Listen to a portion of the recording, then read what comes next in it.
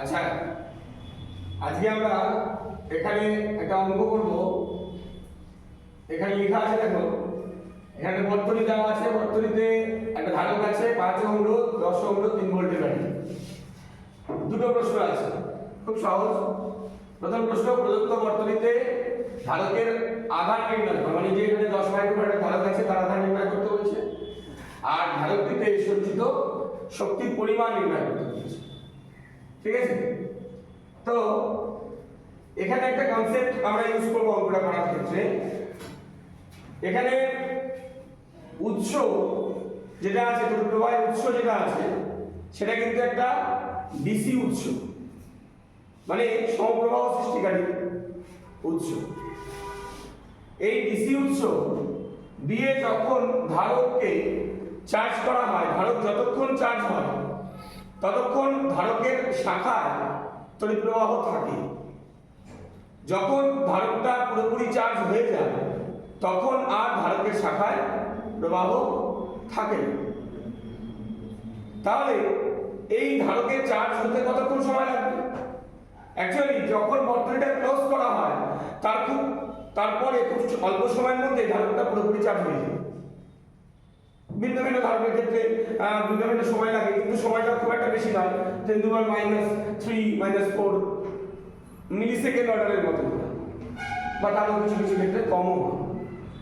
তাহলে আমরা ধরে নিতে পারি যে বর্তনীটা তৈরি করার কিছুক্ষণ পরে এখানে ধারকের আধান এবং সঞ্চয় শক্তি পরিমাণ নির্ণয় করতে বলেছে এই বর্তনীটা ক্লোজ থাকা অবস্থা।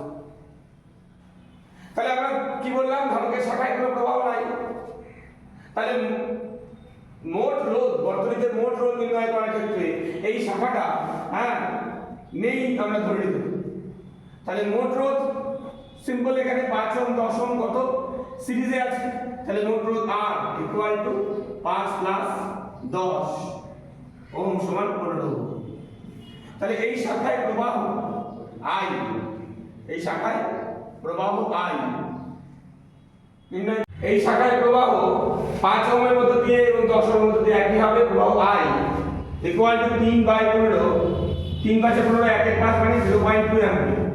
ওকে, তাহলে 5 ওহমের প্রবাহ 0.2 অ্যাম্পিয়ার, 10 ওহমের তড়িৎ প্রবাহ কি হবে? 0.2 অ্যাম্পিয়ার। এবারে 5 ওহম মধ্যে দুই প্রান্তে যে বিভব প্রভেদ তৈরি হবে সেটাই হবে 10 মাইক্রোফ্যারাড ধারকের বিভব প্রভেদ, কেন এরা সমান্তরালে যুক্ত। তাহলে 10 মাইক্রোফ্যারাড ধারকের বিভব প্রভেদ V = IR কত? 0.2 × 5, 1 ভোল্ট। তাহলে ধারকের আধান কি হবে? ধারকের আধান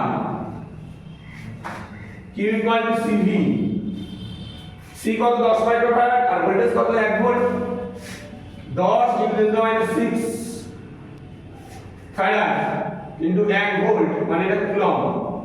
তাহলে 10 × 10⁻⁶ কুলম্ব, মানে 10 মাইক্রোকুলম্ব। তাহলে ধারকের আধান হয়ে গেল কি? 10 মাইক্রোকুলম্ব। এবার ধারকের সঞ্চিত শক্তি,